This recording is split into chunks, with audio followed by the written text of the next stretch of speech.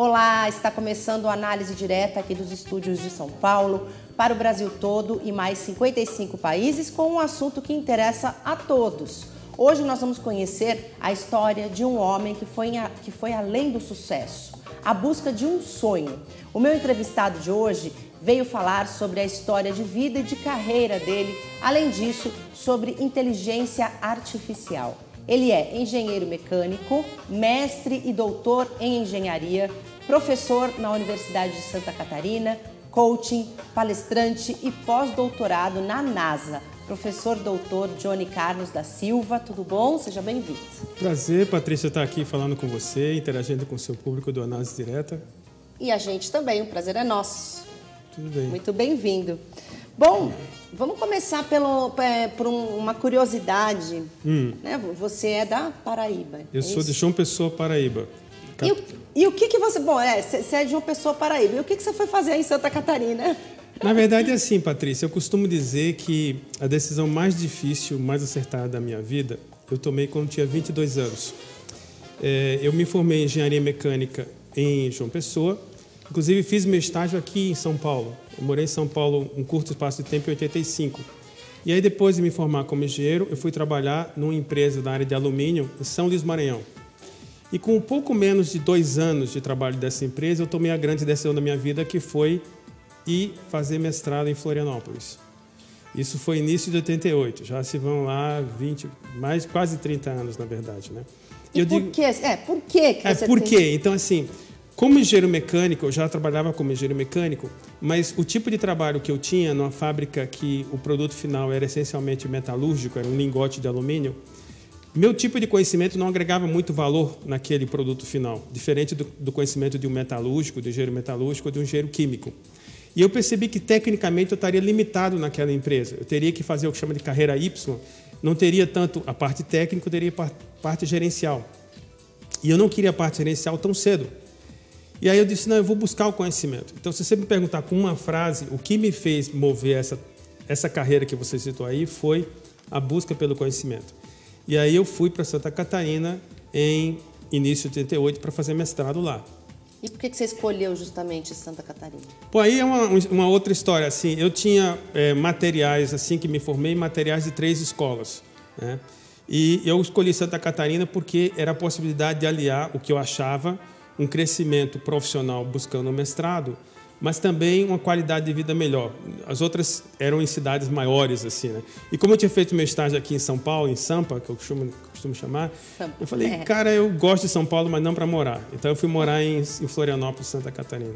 E estou lá desde 88, mas já saí do Brasil 3 vezes e voltei para Santa Catarina. 3 vezes, né? Então, minha base, se apaixonando pelo Eu posso dizer estado? que eu sou encantado, eu posso dizer que eu fui adotado por Santa Catarina em 88, digamos assim. Eu sou professor da universidade, como você falou, da Federal, desde 93. Eu prestei concurso, eu terminei o mestrado, fiquei na universidade como pesquisador durante 2 anos. E nesse período, Patrícia, aconteceu a minha primeira experiência internacional. Através de uma bolsa que eu recebi, eu morei 5 meses no Japão. E eu percebi que a universidade e também a busca pelo conhecimento me possibilitariam tornar tipo cidadão mundial, entendeu? Conhecer diferentes culturas, etc. A experiência no Japão foi riquíssima, foram apenas 5 meses. Eu costumo dizer que eu visitei o Japão por 5 meses. É diferente da minha história nos outros 2 países que eu posso contar também. Mas no Japão foram só 5 meses. É pouco tempo, né? Para se dizer que morou mesmo, né? E eu digo mais assim, porque eu estava numa estrutura no Japão em que tudo me servia. Eu não tive que assinar contratos de aluguel e coisas assim, como eu tive nos outros 2 países. E aí, em 93, eu prestei concurso, iniciei doutorado e prestei concurso para a Universidade Federal. Acabei sendo chamado final de 93 para ser professor no meio do doutorado. Mas aí também teve uma outra decisão. Eu decidi que faria parte do doutorado na Inglaterra. E aí eu morei 1 ano e meio na Inglaterra. Então, meu doutorado é o que a gente chama de doutorado sanduíche. Ele foi defendido em inglês. Meu orientador da Inglaterra veio para o Brasil participar da banca. E morando na Inglaterra durante 1 ano e meio, eu também pude conhecer outros países através de conferências, etc. Inclusive, eu fui pesquisador oficialmente da universidade lá durante 6 meses. Fiquei 1 ano com bolsa do país, 6 meses pago pela universidade lá, da Universidade de Lancaster, na Inglaterra. Que legal. Nossa, eu defendi doutorado, né? Em 98. Em 98 eu defendi. Então, tudo foi tipo busca do conhecimento. Eu fui buscando o conhecimento e tal. E você citou a inteligência artificial, né? O que me fascina, Patrícia, é assim, no mestrado eu estudei robótica.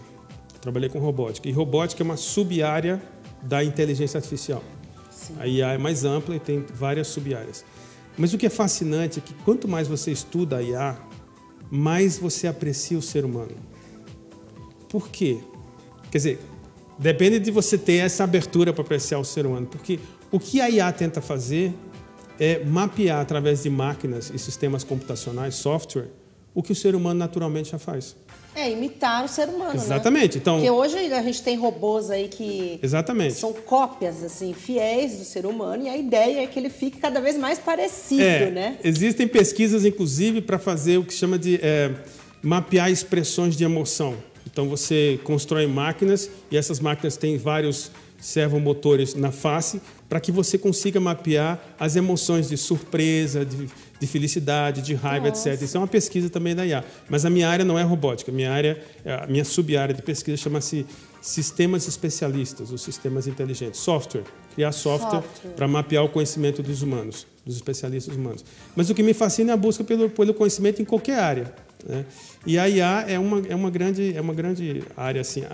Especificamente, eu tento trazer IA, unir IA com engenharia. Então, fazer sistemas que mapeiam o conhecimento de especialistas para sistemas de engenharia.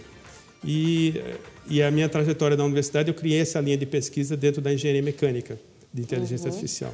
E você trabalhou, você estava dizendo que trabalhou aí um tempo com robótica, né? Sim. Por que você decidiu Sim, isso foi uma opção no mestrado. No mestrado, eu trabalhei com robótica e no doutorado eu ampliei o horizonte e fui trabalhar na área mais de software, essencialmente, né? Porque é justamente o seguinte, como um ser humano resolve problemas técnicos? No caso, eu tentei migrar para a engenharia. Então, a minha tarefa é interagir com especialistas humanos para entender como eles resolvem esses problemas e jogar isso num software para tornar o conhecimento mais acessível. Então, talvez depois, se você quiser falar sobre como foi a história da NASA, tem a ver com essa questão. Entendi. Porque eu ia perguntar mesmo isso, que eu estava lendo aqui no material que me mandaram sobre você, né, sobre tua vida, tudo, que você atirou numa coisa e acertou em outra. Você queria fazer a universidade, agora eu esqueci o nome. Stanford. Que você atirou em Stanford e acabou acertando na NASA. Na NASA. Exatamente. Tem uma história engraçada sobre isso aí, Patrícia. Se você me permite contar. Sim, conte. Eu defendi o doutorado em 98. E exatamente um ano depois de defender o doutorado, eu fui apresentar um artigo do meu trabalho na Universidade de Stanford, na Califórnia. Stanford fica em Palo Alto, que é o coração do Silicon Valley, do Vale do Silício. E eu me apaixonei pelaquela universidade. Foi uma coisa assim absurda. Assim. Eu conheci outras universidades do mundo. E em 2000 eu fui para Hanover. Meu trabalho foi premiado pela Expo 2000 em Hanover. Legal. Como um dos 6 trabalhos no tema de sistemas inteligentes na Expo 2000. Mas eu me apaixonei por Stanford. Então eu tinha um sonho de ser aceito por Stanford. Mas tem uma história engraçada nisso aí que eu acho que é interessante contar. Eu costumo dizer, quando você faz um plano de carreira, um plano de vida, a gente está falando sobre carreira aqui, desenhe o melhor dos cenários. Então, quando eu tive a intenção de fazer um pós-doutorado, isso é bem mais recente, eu estou falando de 2010, que eu dei uma parada estratégica na carreira e pensar em fazer um pós-doc em 2011, porque minha carreira na universidade estava ficando muito administrativa também. Fui coordenador de curso, fui membro de câmara, etc. Falei, cara, qual seria o melhor dos mundos? Ser aceito por Stanford. Eu escrevi isso. Mas tem uma história interessante. Eu escrevi para o professor de Stanford, que era referência na minha área de pesquisa, e ele não obtive resposta. Eu liguei para a secretária dele, Patrícia, e ela falou assim, você não pode falar com ele porque ele é surdo. Ele tinha dificuldade de falar ao telefone. Ele ouve muito pouco agora. O professor que já tem uma certa idade. E eu fiquei com esse sonho. Mas aí, na trajetória de buscar o pós-doc, eu descobri que a NASA oferecia pós-doutorado. E aí foi uma outra história. Então, eu descobri que a NASA oferecia pós-doutorado e apliquei uma estratégia. Eu conto para as pessoas que você tem que ter na sua carreira a possibilidade de mirar muito alto, definir estratégias, mas ter a capacidade de adaptar a estratégia. Ou seja, mudar a estratégia se a sua estratégia não deu certo. Então, a estratégia que eu apliquei que deu errado foi, eu fiz uma carta padrão falando da minha pessoa, quando eu fui fazer o pós-doc, já tinha 12 anos de pesquisa aí, estou falando de 2010, eu terminei o doutorado em 98, mas essa carta padrão falando sobre a minha pessoa não percutiu nenhum efeito, não surtiu nenhum efeito. Porque a estratégia maior é você entender o outro, saber quais são as necessidades do outro, da outra organização. E como é que surgiu a conexão maior com a NASA? Eu achei um artigo de 2 pesquisadores americanos, que inclusive, para o seu público, talvez seja interessante saber que a NASA contrata psicólogos. Olha a sua surpresa. Sério? Então, você que é formado em psicologia, não descarta a possibilidade de trabalhar na NASA. Por que a NASA contrata psicólogo? Porque, basicamente, se você vê um painel de um avião ou de um foguete cheio de instrumentos, o que ele está lhe fornecendo para o piloto? Informação. Entender, interpretar essa informação requer conhecimento específico de psicologia. Então, é chamada de ergonomia de software e de hardware. Entender se aquelas... Esquisito. É esquisito, mas é verdade. O que a psicologia tem tudo a ver com uma máquina? Tem né? tudo a ver. Entender uma máquina. Por quê? Se você olhar o sistema complexo, aliás, a NASA não é só espacial, é aeronáutico. Então, a instituição que faz pesquisa em aeronáutica nos Estados Unidos é a NASA. O primeiro A de NASA é Aeronautics. Então, basicamente, você tem esses sistemas que são operados, tirando as missões robóticas, os sistemas são operados por ser humano, certo? Certo. Então, o ser humano é um elemento dentro da cadeia sistêmica. E esse elemento tem os seus comportamentos. Então, entender como esse elemento, entre aspas, opera, funciona, é uma questão que o psicólogo sabe. Não é o engenheiro que vai saber. E o que é fascinante na NASA é que você tem pessoas, uma diversidade cultural, técnica muito grande, porque os problemas são realmente muito complexos. Então, eu achei esse artigo, foi publicado em 2007, elaborei 5 perguntas e minhas 5 respostas sobre esse artigo. Mandei para a pesquisadora, eram 2 pesquisadores. 2 semanas depois, ela manda um e-mail para mim. Você ainda está interessado em trabalhar na NASA? Falei, fala sério, né? Ai, meu Deus. Só que tem um outro detalhe, Patrícia. A NASA tem 2 tipos de funcionários. Tem as pessoas do quadro permanente e tem as pessoas que são contratadas por projetos. Projetos que acontecem de ano em ano, certo? E essa pesquisadora não tinha certeza se ela ia ter verba para um projeto específico para o ano seguinte. E, por isso, ela não pôde me mandar uma carta de aceite, que era o documento oficial que eu teria para aplicar. E, num dos momentos da nossa interação por e-mail, estou falando aí por volta de abril de 2010, ela falou assim, escreveu, go to Carnegie Mellon, vá para a Universidade de Carnegie Mellon, que era uma outra universidade com que eu também tinha contato nos Estados Unidos, uma professora. Mas aí eu pensei assim, puxa, eu cheguei tão perto, né? A sensação de quase chegou lá. E eu brinco nas palestras, digo assim, você estaria vendo uma palestra, vá ver a palestra do cara que quase chegou na NASA. Ninguém vai ver isso, parece piada, né? Falei, cara, eu vou tentar mais alguma coisa. E aí, olha a coincidência, Patrícia. Eu achei, no mesmo centro de pesquisa, só que uma outra divisão, essa pessoa era chamada Human Systems, divisão de sistemas humanos, que interage máquina com o ser humano. Eu achei uma outra divisão, a divisão de sistemas inteligentes. Apliquei a estratégia que eu acabei de falar, conhecer a organização, elaborar perguntas, etc. Primeiro contato foi 21 de maio, 21 de junho o cara me mandou a carta. E eu tinha a carta de aceite da NASA. Apliquei para receber bolsa, acabei recebendo bolsa. E a grande coincidência, Patrícia, é importante dizer que a NASA não é um local só. São vários centros de pesquisa que aportam, que suportam, dão apoio às bases aos programas espaciais, notadamente, se você for ver o que tem na Flórida e o que tem no Texas, que é o Cabo Canaveral e Houston. Esses são os 2 centros mais operacionais, mas por trás deles tem vários centros de pesquisa. E esse cara estava no mesmo centro de pesquisa dessa pesquisadora com que eu tinha interagido antes. Uma diferença de um prédio, assim, talvez 500 metros de um de outro. E eu acabei indo, e esse centro de pesquisa está no Vale do Silício, no Silicon Valley, de lado da Universidade de Stanford, que está em Mountain View. Qual foi a maior coincidência, Patrícia? Em dezembro daquele ano, eu recebo um e-mail do professor de Stanford dizendo: caro professor Johnny, o seu e-mail se perdeu na transição de staff administrativa. Se você ainda quiser fazer pós-doc conosco, me replique com cópia para o meu diretor adjunto. Eu falei, muito obrigado, professor. Daqui a 2 meses eu estou me mudando para a sua região. E eu vou para o seu grupo, vou interagir com o seu grupo também. Então, eu visitei essa pessoa em Stanford, etc. E aí ele me replica, diz, parabéns porque ter sido aceito pela NASA é até maior do que ter sido aceito por Stanford. Então, de certa maneira, meu sonho se concretizou, porque eu fui aceito por Stanford, mas houve uma perda de e-mail. Aí eu brinco assim, dizendo que eu fui para a NASA porque o e-mail foi perdido. É tipo assim, né? Ah, desculpa, mas eu estou indo para a NASA. Não é isso? Mais ou menos isso, mas é uma brincadeira. Eu vou fazer uma pausa pequenininha, Claro. mas a gente vai para o intervalo, mas a gente volta rapidinho, não saia daí que é rápido. A gente volta já já.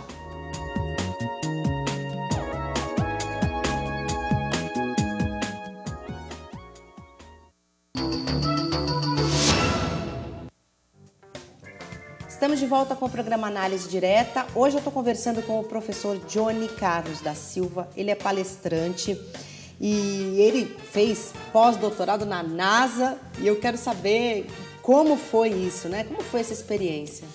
É assim, Patrícia, quando você fala de NASA, as pessoas têm várias ideias sobre o que a NASA é. E realmente a NASA é uma instituição muito ampla. Ela é uma agência do governo americano para a área de aeronáutica e espacial. E como eu estava te falando antes, eu trabalhei na NASA no Vale do Silício, dentro do Vale do Silício. Eu estava mais ou menos a 10 minutos de carro da sede mundial da Google, em Mountain View, que eu tive, inclusive, a oportunidade de visitar também, que é um lugar extraordinário.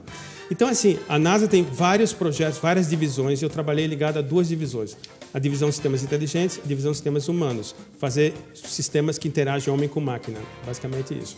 E nesse grupo, um destaque que eu coloco, Patrícia, que não é o lado técnico, porque se eu começar a falar do lado técnico, seu público pode adormecer. Ah, vai mesmo. O que eu coloco é o seguinte, a NASA ela tem profissionais de várias especialidades, como eu estava falando antes, mas também de várias nacionalidades. Então, o que eu digo interessante? Por que eu optei por fazer um pós-doc nos Estados Unidos? Eu queria conhecer um pouco da cultura americana. Eu queria que, aliado ao crescimento técnico, eu pudesse ter um crescimento cultural, um crescimento mais humano, além do conhecimento técnico. E o que é interessante na NASA, ela aceita profissionais de vários países. Eu acabei trabalhando com pessoas da Rússia, Estados Unidos, Alemanha e Índia. Então, eu tenho no meu currículo essas pessoas com quem eu fui coautor de artigos. Uma coisa interessante dizer, Patrícia, que eu costumo comentar para as pessoas, em qualquer lugar onde você vai, você deve ter métricas de desempenho. Exemplo, numa fábrica, quantas peças você produz por dia ou por semana, etc. Você tem essas métricas. Então, todas as organizações têm as suas métricas de desempenho. E um centro de pesquisa? Qual é a métrica do centro de pesquisa? São as publicações. Como você gera o conhecimento, você disponibiliza esse conhecimento para a sociedade no geral. E com isso a sociedade cresce. A história da humanidade é assim. Né? Nós crescemos baseado no conhecimento dos nossos antepassados. Isso se aplica desde uma coisa super simples em qualquer área da ciência até a coisa mais avançada, no caso pesquisa espacial ou aeronáutica. E num centro de pesquisa, essa é a métrica. Então eu costumo dizer que o grande resultado do pós-doc no aspecto técnico foi a possibilidade de interagir com essas pessoas, desenvolver projetos com eles, tendo eles como especialistas e eu como engenheiro de conhecimento, e gerar publicações, gerar conhecimento com eles, entende? Criar essa parceria. E isso fica eternizado. Então, eu acabei me envolvendo em 3 projetos, foram 3 softwares diferentes, ligados a 6 pesquisadores de 4 países. Esse que eu te falei, Rússia, Estados Unidos, Alemanha e Índia. E essa diversidade... Totalmente diferente. Isso é uma beleza que tem na sociedade americana, deixando claro que eu não faço apologia à sociedade americana. É uma sociedade que tem problemas, é uma sociedade multicultural, como o Brasil é, deixando claro. Mas tem alguns valores especiais na sociedade americana que eu acho que nós deveríamos aprender. Acho que o brasileiro cresceria muito se aprendesse com a sociedade americana. Eu vou te contar um caso que não é muito na parte técnica, mas tem a ver com como a gente lida com as pessoas. Eu assinei contrato de aluguel nos Estados Unidos. Qualquer pessoa que quer assinar um contrato de aluguel no Brasil sabe a papelada que tem. Eu assinei contrato de aluguel tirando 2 cópias. A cópia que eu tinha da agência brasileira e a cópia da sede que eu tinha da NASA, assinando o contrato na bancada do meu apartamento. Me pergunta, precisou de cartório? Não. Por quê? Porque nos Estados Unidos a sua palavra vale. E sabes que se você fizer uma coisa contra a sua palavra, você sofre punições. Então você tem a confiança e você tem a capacidade de ser punido. Não impunidade. que talvez algumas pessoas dizem que reinam no país. Mas então, seria ótimo se a gente aprendesse isso. Então, é possível, existem sociedades assim, em que a sua palavra tem um grande valor. Então, isso eu comprovei de morar nos Estados Unidos um ano. E o Vale do Silício é uma região especial. Se você fizer um raio de uns 70, 100 quilômetros em torno do Vale do Silício, você tem as maiores empresas de tecnologia da informação do mundo. Estão no Vale do Silício. Estou falando de grandes, tá? E, inclusive, a sede mundial da Google é em Mountain View. Facebook está em Palo Alto. Então, eu costumo dizer que, além do aspecto técnico, houve também um crescimento cultural. E aí você pode dizer que você virou um cosmopolita. Porque no Silicon Valley você está realmente no mundo. Você atravessa assim e fala naturalmente com pessoas de 4 ou 5 países por dia. Isso é o natural que você está dentro da NASA. E o interessante da NASA, que eu costumo dizer também é o seguinte, ela usa o seu conhecimento para quê? Para atrair jovens e crianças para a ciência e tecnologia. Olha que beleza, Patrícia. Olha que beleza. Então ela pega seus engenheiros, notadamente os astronautas, e eles vão dar palestras. Eu tive a oportunidade de presenciar a palestra da última tripulação do ônibus espacial. Eles foram no centro onde eu estava, no Ames, e o auditório estava cheio de várias pessoas, inclusive crianças. Isso é um projeto de nação. Se o seu público tiver interesse, pode procurar a sigla STEM, STEM. STEM. Significa Science, Technology, Engineering e Mathematics. Ciência, Tecnologia, Engenharia e Matemática. Isso é um projeto de governo americano. Projeto de Estado, melhor dizendo. Independente do governo, está lá. E esse projeto atrai as pessoas para a ciência. Usando o quê? Usando essas grandes missões, esses grandes projetos. Por exemplo, como foi na década de 60 o projeto Apollo e agora o projeto vinculado à Estação Espacial, o projeto vinculado às missões para Marte, etc. Tanto tripulados como não tripulados. Quer dizer, Marte, por enquanto, é só missões não tripuladas, missões robóticas. E sai bastante matéria, vem bastante matéria para cá. Eu falo porque eu tenho um outro programa que chama Mundo em Minutos, que a gente mostra várias coisas, curiosidades, vídeos da internet que ficam famosos, tudo. E tem muito vídeo da NASA. E os vídeos da NASA sempre ficam muito legais. Porque principalmente a missão de Marte, eu acho assim sensacional. Quando que a gente imaginava isso como filmes do futuro, né? E olha aí, o futuro está chegando. O que é interessante, muitas pessoas às vezes, por que o ser humano pesquisa coisas tão longe assim e não pesquisam coisas da Terra? Tem coisas aqui na Terra que a gente ainda não conhece. Eu acho que o conhecimento deve ser explorado em todas as suas dimensões. Mas eu vou te dar um exemplo, Patrícia. É graças à tecnologia espacial que nós unificamos materialmente o planeta. Ok? Hoje só existe satélite por causa da tecnologia espacial. A gente acha natural, mas todos os satélites em torno da Terra, tirando a Lua, são artificiais. Foram criados pelo ser humano. E eles possibilitam a comunicação, certo? E os meios de transporte, notadamente a aeronáutica, também encurtou as distâncias. Ok? Então, se você tem o fluxo de informação e o fluxo de pessoas, hoje em dia, graças a essa tecnologia. E a NASA foi uma das instituições que mais colabora nessa tecnologia. Outro exemplo, previsão climática. Hoje você vê imagens de satélite no seu programa, à noite, e aquilo basicamente, 95%, 99%, o clima no outro dia virou aquilo. Confirma aqueles modelos, porque existem modelos matemáticos suportados por imagens de satélite. Então, esta ciência viabiliza a globalização, a planetização da humanidade.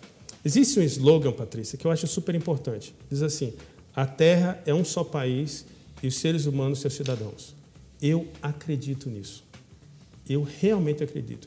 E a tecnologia espacial fez isso no campo material se tornar possível. Porque hoje você viaja para qualquer lugar do mundo. Eu fui para o Japão, tudo bem, 24 horas de voo, é cansativo e tal. Mas antigamente era muito mais difícil. Hoje em dia você vê pessoas naturalmente que, mesmo na graduação, tiveram experiência internacional. Hoje é mais natural, certo? Sim. Se você vai no século XIX, os brasileiros que tinham condições de mandar seus filhos para a França ou Inglaterra estudar eram somente pessoas muito, muito ricas. Hoje, século XXI, isso é mais normal. Concorda? Sim. Então, esse fluxo enorme de pessoas é suportado pela tecnologia. E isso tornou o planeta meio que encolheu. Sim. Então, existe um slogan que, inclusive, era usado na Eco 92, eu tive a oportunidade de participar na Eco 92, que diz: pense globalmente, mas atue localmente. E isso é uma coisa muito poderosa. Então, realmente você viver um mundo como se fosse um cidadão mundial, mas tem influência onde você está. E isso tem um pouco da trajetória que aconteceu comigo depois que eu voltei da NASA. Tentar influenciar positivamente as pessoas ao meu redor, dentro da Universidade Federal de Santa Catarina, mas também fora da Universidade Federal de Santa Catarina. Foi daí que veio a ideia de ser palestrante? Exatamente. Coach. Posso contar sobre isso também? Pode, sim, porque eu ia te perguntar também mesmo, mesmo que você não tivesse tocado no assunto, eu ia te perguntar como que um engenheiro da NASA resolveu, de repente ser palestrante, ser coaching, parecem áreas muito diferentes uma da outra. Não só parecem, como são. Porque são humanas, uma é totalmente humana. Exato. E a outra é totalmente, não é totalmente matemática, mas a gente pode dizer... Sem dúvida. Exatas, né? Sem dúvida. Como aconteceu isso, Patrícia? Quando eu voltei da NASA, eu fui dar palestras técnicas sobre os projetos que eu te falei, esses 3 projetos. E no final das palestras, juntava um grupo de 6, 7, 8 estudantes e falava assim, professor, como você chegou à NASA? Então eu percebi o interesse dos estudantes pela jornada, eu chamo de jornada, que tem a história do pós-doc, do e-mail que não deu certo, da persistência, da paciência, muito legal. Todas essas coisas. E aconteceu o seguinte, em 2012 eu fui diretor de estágio da universidade por um pouco menos de um ano, e eu larguei a direção. Quando eu larguei a direção, me veio um clique. Antes do pós-doc, eu fui 4 anos coordenador de graduação. E o coordenador de graduação é o cara que vai nos cursinhos de pré-vestibular, dá palestra sobre sua profissão sem falar da técnica, certo? Porque no cursinho vestibular o cara não conhece a técnica ainda. E eu percebi que os estudantes, eles têm uma atitude de esponja, eles estão lá para absorver o seu conhecimento. Falei, talvez eu tenha algum futuro como palestrante. Aí eu comecei a estudar os maiores palestrantes do Brasil, enfim, li a história dos caras, currículo. Mas eu percebi assim, Patrícia, meu currículo era por demais técnico, assim. E eu falei, tem que fazer alguma coisa para o currículo mostrar que eu posso ser mais humano, pelo menos aparentemente, né? Eu fui fazer formação em coaching. Na minha primeira formação, foi em meados de 2013, eu recebi um convite para ser palestrante do 2º Congresso Brasileiro de Coaching. Qual o título da palestra, Patrícia? Pesquisando na NASA, um case de auto-coaching. Ou seja, eu fui coach de mim mesmo antes de ter formação. E essa palestra teve grande repercussão. Inclusive, a organização desse evento me chamou para ser palestrante da equipe, então sou membro da equipe de palestrantes dessa organização. E criamos uma parceria, enfim. E eu também acabei aplicando coaching na pós-graduação de Santa Catarina. Vou te contar só um exemplo simples do que aconteceu. Uma das pessoas que fez coach comigo acabou fazendo pós-doutorado em Oxford, na Inglaterra, que também é outra instituição de referência. Eu digo sempre, qual é a grande limitação das pessoas hoje em dia? A nossa limitação está mais nas nossas crenças. Nunca antes o conhecimento esteve tão disponível. Eu fui dar uma palestra uma vez na UNB, na Universidade de Brasília, na área aeroespacial, e disse, eu tenho certeza que estou falando aqui para potenciais grandes engenheiros. Por quê? Porque vocês estão fazendo um curso de engenharia na universidade melhor do que onde eu fiz graduação, com 25 anos mais de tecnologia. Onde é que você quer chegar? A pergunta é, onde você quer chegar? Então, quando eu falo de um case de auto-coach, não é para falar da minha pessoa, mas é para mostrar uma trajetória de que várias pessoas, se seguirem certos princípios, podem chegar lá. Vou lhe dar um exemplo concreto. Há um mês atrás, um ex-orientado de doutorado, que trabalhou comigo em Santa Catarina, eu fui co-orientador dele, foi aceito pela mesma pessoa que me aceitou na NASA. Ele vai fazer pós-doutorado na NASA em 2017. E ele me referenciou na postagem que fez no Facebook. Ele disse, graças a você, eu pude usar. Então, essa é a grande missão, entende? É a missão de estar no Brasil, por razões pessoais e profissionais, mas buscar transformar a mentalidade e fazer com que as pessoas busquem resultados de excelência. Olha, eu vou fazer mais uma pausa para o intervalo agora, mas na volta eu vou querer saber aí mais algumas semelhanças, tá, entre a tua área de engenharia e a área de humanas, que você usa aí nas suas palestras, nos seus trabalhos como coach. Beleza. A gente volta daqui a pouquinho. Você que está assistindo a gente, não saia daí, que é rapidinho, a gente já volta. Até já.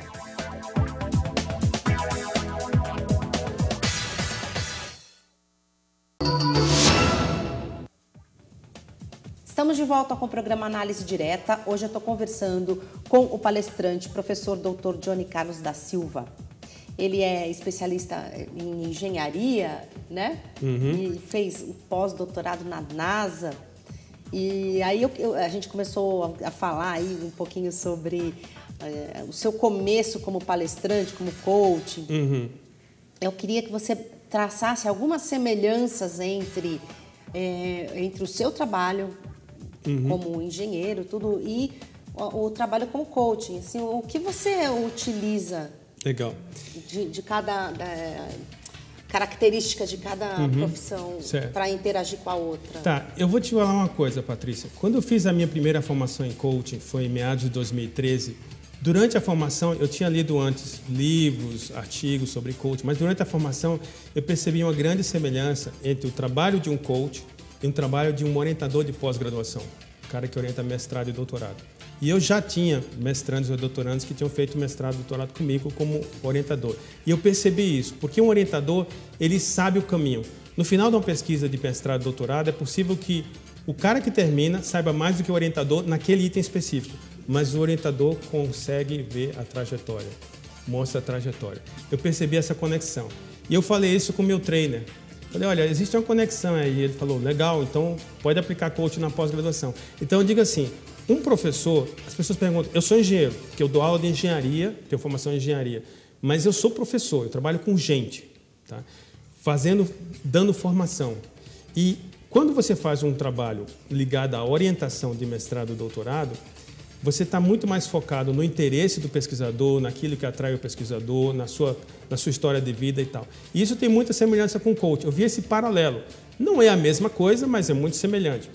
E como o coaching é um método, e engenheiro gosta de método, se é uma coisa que engenheiro gosta de método, quando você aplica o método do coaching, você realmente tem resultados extraordinários. E para testar isso, uma coisa que também eu tenho uma audácia, eu gosto de testar, eu gosto de me arriscar, levar no limite. Eu terminei a formação em agosto de 2013, em setembro eu dei uma palestra para os estudantes da pós-graduação da engenharia mecânica da universidade. Eu era vice-coordenador à época. E a mecânica de Santa Catarina, tanto na graduação como na pós, é considerada uma das melhores do Brasil. Eu digo que a gente está entre as 3 melhores. E aí eu estava falando com pessoas que o perfil que eu conheço, até muitos que são descrentes do processo, porque vem aquele cara de humanas falar aqui, mas só que eu era professor de engenharia. E aí nessa palestra eu defini meu objetivo. Eu quero aqui buscar 5 pessoas que queiram fazer coaching comigo, porque eu quero me testar como um coach. Apareceram 12 pessoas. 12 interessados. Eu apliquei um questionário, selecionei 5, trouxe mais 2 pessoas de fora da universidade, abri um projeto de extensão e apliquei o processo com 7 pessoas, obtendo resultados fantásticos. Uma delas foi isso que eu te falei, de uma pessoa que estava no final do doutorado. Eu cheguei para ela e fiz a seguinte pergunta. Coach trabalha com perguntas poderosas. Eu falei assim, qual é a referência mundial no que você pesquisa hoje no seu doutorado? Ela citou Oxford. Daí eu falei, o que te impede a aplicar para fazer um pós-doc em Oxford? Ela não falou nada. Só pensou. Saiu da minha sala. O processo terminou. Alguns meses depois, ela foi à minha sala. John, você está muito ocupada? Eu falei, não, entra aí. Ela falou, vim aqui só te agradecer. Porque eu apliquei e fui aceita para fazer pós-doc em Oxford. E isso a motivou para terminar o doutorado. Isso é que eu chamo de transformação. Às vezes você está bloqueado numa história na sua carreira, a gente está falando aqui de carreira profissional, mas quando você ousa ir muito além, aquilo que parece aparentemente intransponível pode ser o grande elemento motivador da sua vida. E isso eu apliquei na minha vida pessoal. Tá? A história de sair do Nordeste, depois de ter trabalhado na Inglaterra, depois de ter feito pós-doc nos Estados Unidos, e onde eu fiz tudo isso. Então, cada vez você usar mais. E... são coisas assim que você pensa, né? Ah, imagina, impossível eu ir para a NASA, impossível eu... Exatamente. Né? E eu acho que se a pessoa pensa, não é impossível. Exatamente, não é impossível. Por que não? Por que eu não posso tentar? Eu acho que é assim, dessa forma que um objetivo impossível, um sonho impossível, se torna um objetivo possível. Com certeza, Patrícia. Não é? Se a gente tivesse uma máquina do tempo e voltasse 200 anos, praticamente tudo que a gente vê nessa sala seria considerado impossível. Há 200 anos. Sim. Não existia nem telégrafo. certo? Então, essa explosão de conhecimento faz com que cada vez mais o ser humano possa atingir maiores, digamos, horizontes, ampliar os seus horizontes em todos os sentidos. Até é interessante, eu participei de uma conferência em 99, me veio agora à mente, que fazia a seguinte comparação. A tecnologia espacial, a audácia dos exploradores espaciais, daqueles caras que realmente vão na missão, é comparável à audácia das grandes navegações.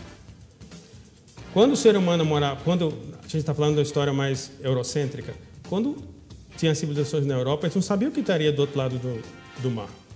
Eles viajavam e não sabiam nem se ia voltar. Então, requereu muita audácia. Tem uma citação que, quando você quer ir e realmente conquistar um local, você deve queimar os seus barcos, queima os seus navios, porque você não volta. Você vai, mais ou menos o que alguns conquistadores fizeram na América. Conquista aquele lugar. Agora, eu estou falando na sua vida, realmente se disponha a usar ao máximo, né? E o que parece impossível passa a ser uma coisa totalmente possível. Hoje, eu estou num evento, na organização do evento lá em Santa Catarina, um evento na área de hidráulica e pneumática, e o palestrante convidado vai ser o meu supervisor da NASA. Ele deve estar vindo ao Brasil em outubro, já está com tudo aceito, já mandamos a carta. Então, a gente cria essas coisas, entendeu? Mas depende da nossa atitude mental, de realmente redefinir nossas crenças limitantes. Aí tem uma mensagem muito importante, Patrícia. Nós vivemos num mundo que não é culpa da mídia. A mídia reflete a realidade, os espelhos. Mas, assim como o espelho, você pode mostrar várias coisas, certo? A realidade é multifacetada, ok? Mas nós hoje somos, em geral, bombardeados de que tipo de notícia? A realidade do mundo é essa. Ruim, né? A realidade do mundo é isso. Mas existem algumas notícias boas, existem alguns elementos de transformação, tá certo? Então a gente deve dosar, porque dependendo de onde você coloca o seu foco, você vai ver mais aquela velha história do copo cheio ou do copo vazio. Do copo vazio. Entendeu? A humanidade passa por um grande processo hoje de transformação. Existem grandes problemas climáticos, econômicos, terrorismo, etc.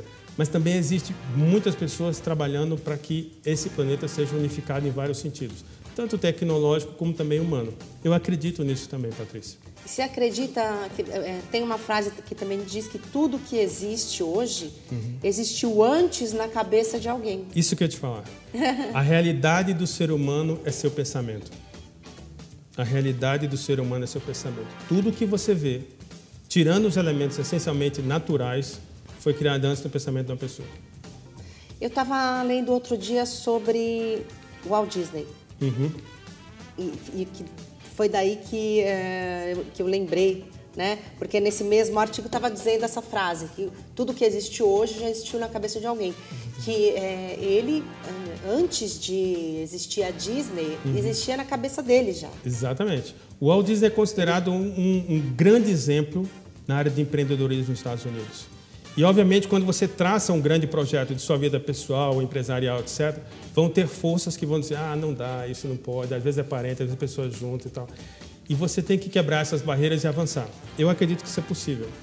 E quando você consegue dar exemplos na história de outras pessoas que conseguiram, ou até mesmo na sua própria história, torna aquilo mais próximo. Esse professor de São Paulo que eu estou te falando que vai fazer pós-doc, no início ele, cara, será que eu vou mesmo? Vai, você tem, você pode, e ele está indo, entende? Então a gente tem que mudar esta mentalidade. E isso serve para qualquer tipo de carreira? Quer dizer, você dá palestras para qualquer tipo de profissional? Qualquer tipo de profissional. A minha palestra inicial é focada no indivíduo, ok? Mas eu também tenho uma palestra para corporações. Por quê? Toda corporação, independente de qual ela seja, pode ser organizada como rotas de conhecimento.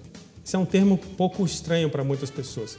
Ou seja, existe um pesquisador americano chamado Dan Pink, que ele diz assim, hoje em dia tem pessoas que optam até por ganhar menos, mas em trabalhos que possibilitem ele ter senso de propósito, que permitam ter autonomia e que lhe dê a chance de ter maestria, ou seja, se desenvolver pessoalmente aquilo. Então, se hoje um líder de empresa conseguir traçar rotas de conhecimento em todos os níveis hierárquicos, mesmo que economicamente ele não possa compensar uma pessoa financeiramente, mas se ele traçar rotas de conhecimento, ele consegue captar mais pessoas e manter aquelas pessoas dentro dela. Vou dar um exemplo de uma organização simples, a Google. A Google permite que os seus funcionários dediquem, em alguns casos, até 20% do seu tempo para um projeto dele mesmo, desde que ele mostre o potencial disso para a organização. Como é que eu sei disso? Eu visitei a sede mundial da Google em Mountain View e perguntei isso para um engenheiro alemão que trabalhava lá. Ele falou, cara, isso é verdade, fora o que a empresa te libera para mestrado e doutorado. A Google é uma empresa que faz o quê, Patrícia? Essencialmente, conhecimento. E ela nasceu de um projeto de pós-graduação, de doutorado de 2 caras de Stanford, que inclusive não acabaram o projeto, mas criaram uma das maiores empresas do mundo. Porque ela é essencialmente baseada em conhecimento. Então, o projeto deles era outro? Não, o projeto deles era este, só que eles, no meio, terminaram, tem uma história muito interessante, antes de terminar o projeto, eles fundaram a empresa. E aí um dos fundadores foi o orientador, falou, será que eu vou? Aí o orientador dele disse assim, vai, se não der certo, você volta e defende. Deu certo, e os 2 ficaram bilionários. Meu Deus, essas coisas acontecem assim, parece mágica, né? Mesma coisa que o do Facebook, o Mark Zuckerberg. Mark Zuckerberg, que foi, ele criou em primeiro lugar, como ia ser uma rede apenas na universidade, dentro da universidade. De Harvard. Isso. Quando? Eu acho que ele imaginou, realmente, mas ele fez como você, mirou numa coisa, atirou na outra. Exato. Mas ele mirou alto. Ele mirou muito alto. Como os grandes empreendedores devem fazer. Sim, mirou alto e pensou. Ele pensou e organizou. Ele já tinha na cabeça dele? Eu não sei. Mas, na verdade, tem alguns movimentos estratégicos que você faz. E acho que para o teu público é interessante falar, Patrícia, assim, o ambiente onde você está vai ter grande influência no seu estado mental. Na área de coach tem uma citação que diz assim, nós somos resultado das 5 pessoas com quem a gente mais convive. Então, quais são as pessoas com quem você mais convive? Ou direta ou indiretamente. Você pode conviver com a pessoa, aprender com a pessoa através dos livros dela. Então, o que você está fazendo para alimentar a sua mente de forma positiva? E isso vai afetar no seu padrão de ação, que consequentemente vai afetar no seu padrão de resultado. Isso tem tudo a ver com coaching também, né? Tudo a ver mesmo. É verdade. O tempo, a Fabi acabou de me avisar que está acabando. Passou rápido, né? Passou bem rápido. É uma pena que está acabando, mas eu já te convido a voltar para a gente falar um pouquinho mais, conversar um pouquinho mais sobre a tua carreira, a tua vida. Eu achei bem interessante. Está convidadíssimo. Tá bom. Muito obrigado, Patrícia, pela oportunidade de estar falando aqui na Análise Direta. Foi um prazer interagir com você. Com o seu... Quer deixar um contato, uma rede social? O meu Facebook é coach.johnny, J-O-N-N-Y. Ou meu site, profjohnny, JONNY.com.br. Lá tem vídeos, artigos, etc. Ok, legal, muito legal. Obrigada. Obrigado. E até a próxima, já está convidado. Muito obrigado. Tá bom? Um beijo para vocês, todo mundo que está assistindo. Muito obrigada pela audiência. Entrem no facebook.com/programa Análise Direta. Você pode assistir lá essa edição e outras edições do programa. E você pode mandar sugestões para nós também de entrevistados e de perguntas, tá? Um beijo, até a próxima. Tchau.